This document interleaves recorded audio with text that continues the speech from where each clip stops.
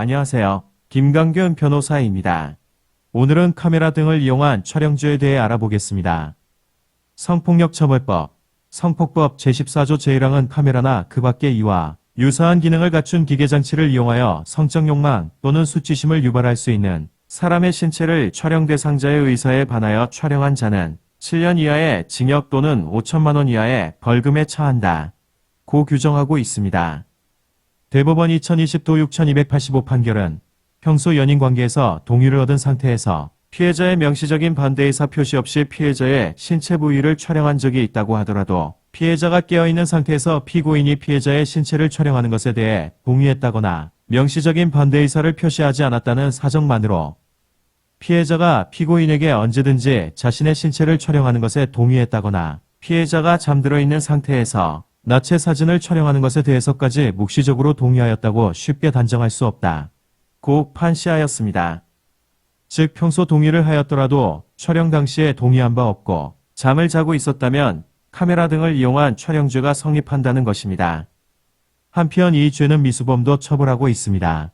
그렇기 때문에 실행의 착수 시기가 중요한데 촬영이란 카메라 기타 이와 유사한 기능을 갖춘 기계장치 속에 들어있는 필름이자 저장장치의 피사체에 대한 영상 정보를 입력하는 행위를 의미하는 바.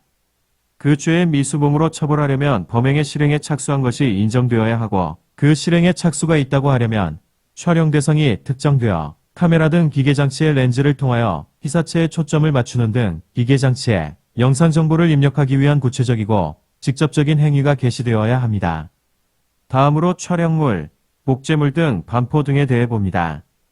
성폭법 제14조 제2항은 위와 같이 촬영한 촬영물 또는 복제물을 반포 판매임 대제공 또는 공공연하게 전시 상영한 자 또는 위와 같은 촬영이 촬영 당시에는 촬영 대상자의 의사에 반하지 아니한 경우에도 사후에 그 촬영물 또는 복제물을 촬영 대상자의 의사에 반하여 반포 등을 한 자는 7년 이하의 징역 또는 5천만 원 이하의 벌금에 처한다.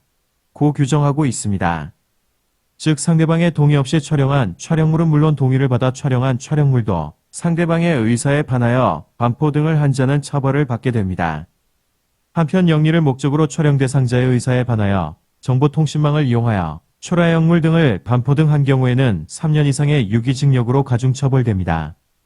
한편 영리를 목적으로 촬영 대상자의 의사에 반하여 정보통신망을 이용하여 초라형물 등을 반포 등 한 경우에는 3년 이상의 유기징역으로 가중처벌됩니다.